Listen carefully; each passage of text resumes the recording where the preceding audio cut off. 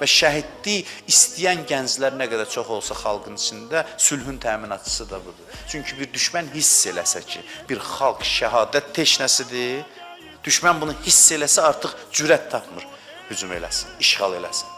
Düşmən bunu hiss eləsə bəsdir.